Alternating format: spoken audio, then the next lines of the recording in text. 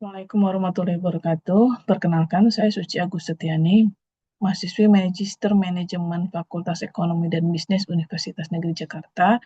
Pada kesempatan ini saya ingin memaparkan tesis saya yang berjudul Pengaruh Financial Knowledge dan Financial Behavior terhadap Financial Satisfaction Aparatur Sipil Negara dengan Financial Self-Efficacy sebagai variabel mediasi dan masa kerja sebagai variabel moderasi.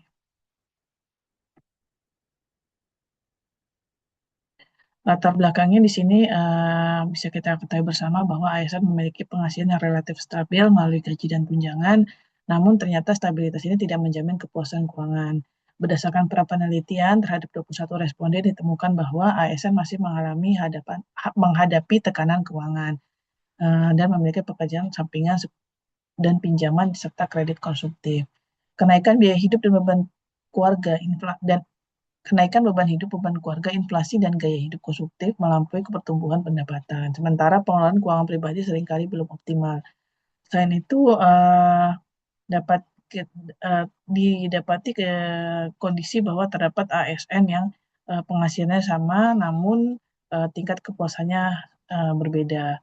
Dan berikut gambar hasil penelitian, yaitu dengan mayoritas menyatakan kepuasan, penghasilan dan pengelolaan utang, namun banyak juga yang masih mencari pekerjaan sampingan atau kredit konsumtif.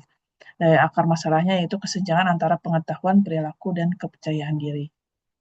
Selanjutnya di rumusan masalah ini ada 9, yaitu pertama, apakah pengetahuan keuangan berpengaruh langsung terhadap kepuasan keuangan? Apakah perilaku keuangan berpengaruh langsung terhadap kepuasan keuangan? Apakah pengetahuan keuangan berpengaruh langsung terhadap efikasi diri? Apakah perilaku keuangan berpengaruh terhadap efikasi diri? Apakah efikasi diri berpengaruh terhadap kepuasan keuangan? Apakah efikasi diri memediasi pengetahuan terhadap kepuasan?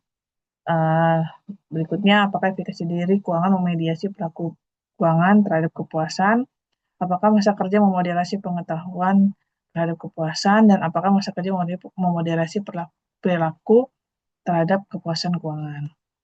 Tujuannya yaitu untuk menganalisis pengaruh langsung pengetahuan keuangan dan perilaku keuangan terhadap kepuasan keuangan, dan menganalisis pengaruh pengetahuan keuangan dan perilaku keuangan terhadap efikasi diri keuangan, dan menganalisis pengaruh efikasi diri terhadap kepuasan keuangan. Selain itu, untuk menguji peran mediasi efikasi diri keuangan dan menguji peran moderasi masa kerja.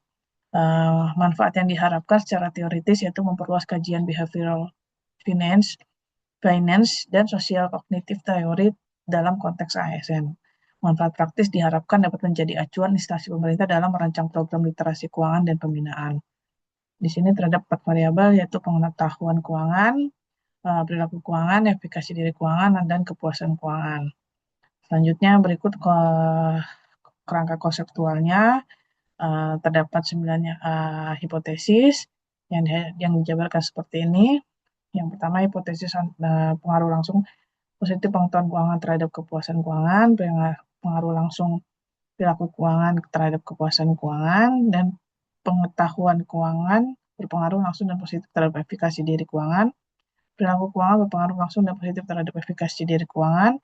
Efikasi diri keuangan berpengaruh langsung dan positif terhadap kepuasan keuangan. Efikasi diri keuangan memediasi pengetahuan keuangan terhadap kepuasan keuangan. Efikasi diri keuangan memediasi perilaku keuangan terhadap kepuasan keuangan. Masa kerja memoderasi pengetahuan keuangan terhadap kepuasan keuangan, dan masa kerja memoderasi perilaku keuangan terhadap kepuasan keuangan. Desain penelitian yaitu dengan pendekatan penelitian kuantitatif eksplanatif dengan desain survei cross seksional populasi ASN di kementerian dan lembaga, dan sampel yang kita gunakan pada 170 responden dengan 54% laki-laki dan 45% perempuan, 76% PNS dan 23% itu P3K. Di 68 kementerian, 68% merupakan pegawai kementerian dan 30% lembaga negara, dengan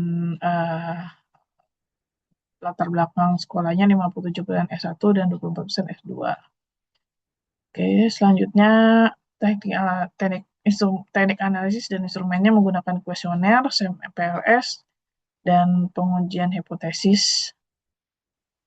Nah, Dari profilnya kita ketahui bahwa 54,7% merupakan responden laki-laki, 76% berstatus pegawai negeri PNS, 54% itu berdomisili di Jabodetabek, dan 57% merupakan sarjana S1. Gambaran deskriptif dari hasil dari penelitian adalah pada keempat variabel skor yang dilaporkan responden berada pada kategori baik. Ya, hal ini menunjukkan bahwa uh, pengetahuan dasar keuangan yang solid, perilaku yang sehat, kepercayaan diri yang memadai, dan kepuasan yang cukup baik. Selanjutnya, berdasarkan model pengukuran Autel model, diketahui bahwa Autel model seluruh indikator melampaui ambang batas setelah eliminasi item yang lemah, dan seluruh konstruk menunjukkan fasilitas konvergen yang memadai. Setiap indikator memiliki loading tertinggi pada konstruknya sendiri dan konsistensi internal yang sangat baik pada seluruh konstruk. Berikut inner model atau model struktural, baik model saturated maupun estimated menunjukkan nilai SRMR dalam ambang batas kesesuaian yang direkomendasikan. Hal ini mengkonfirmasi bahwa model struktural sesuai dengan data empiris. Dan ukuran terhadap efikasi diri keuangan menghasilkan perilaku keuangan memberikan kontribusi varian terjelaskan terbesar terhadap efikasi diri keuangan. Oke, selanjutnya pengujian hipotesis terhadap pengaruh langsung menunjukkan hasil bahwa kelima jalur langsung dihipotesiskan secara statistik signifikan dan perilaku keuangan merupakan prediktor terkuat terhadap efikasi diri keuangan. Selanjutnya, terhadap pengujian hipotesis terhadap pengaruh mediasi atau efikasi diri menunjukkan kedua pengaruh tidak langsung signifikan dan kedua pengaruh langsung H1 dan H2 tetap signifikan. Di sini ada mediasi parsial, berarti pengetahuan keuangan meningkatkan kepuasan baik secara langsung maupun melalui pembentukan kepercayaan diri atau efikasi diri, dan perilaku keuangan meningkatkan kepuasan baik secara langsung maupun melalui penguatan kepercayaan diri atau efikasi diri. Selanjutnya, pengujian hipotesis pengaruh moderasi pada variabel masa kerja menghasilkan ASN dengan masa kerja lebih lama lebih efektif mengubah pengetahuan keuangan menjadi kepuasan. Dalam hal ini pengalaman membantu mereka menetapkan apa yang mereka ketahui. Sedangkan yang pertama memanfaat, selain itu juga manfaat perilaku keuangan yang baik terhadap kepuasan relatif lebih besar bagi ASN baru dibandingkan dengan ASN dengan masa kerja lama. Nah, kesimpulan dari hasil penelitian ini adalah pengetahuan keuangan berpengaruh positif dan signifikan terhadap kepuasan keuangan, perilaku keuangan berpengaruh positif dan signifikan terhadap pengetahuan keuangan, pengetahuan keuangan berpengaruh positif dan signifikan terhadap efikasi diri, perilaku keuangan berpengaruh positif dan signifikan terhadap efikasi diri, dan efikasi diri berpengaruh positif dan signifikan terhadap kepuasan. Efikasi diri memediasi pengaruh pengetahuan dan perilaku keuangan, dan masa kerja memoderasi kedua hubungan, memperkuat jalur pengetahuan, memperlemah jalur perilaku. Implikasi dari hasil penelitian ini yaitu secara teoritis mengonfirmasi bahwa efikasi diri sebagai jembatan psikologis atau sosial kognitif teori. Secara praktis, instansi sebaiknya memadukan pelatihan literasi keuangan dengan latihan penguatan kepercayaan diri. Di sisi kebijakan, mengintegrasikan edukasi keuangan dalam program pengembangan kompetensi ASN. Keterbatasan penelitian ini adalah desain cross-seksional hanya menangkap pada satu titik waktu. Data self-report berpotensi mengandung bias sosial desirability. 170 responden membatasi generalisasi pada seluruh populasi ASN. Dan hanya 4 variabel yang dimodelkan, faktor lain, penghasilan, dan gaya hidup tidak dimasukkan. Rekomendasinya mungkin nanti bisa dilakukan penelitian dengan memperluas ukuran sampel serta keragaman wilayah atau aktualisasi. Menggunakan desain yang longitudinal untuk mengacak perubahan sepanjang karir.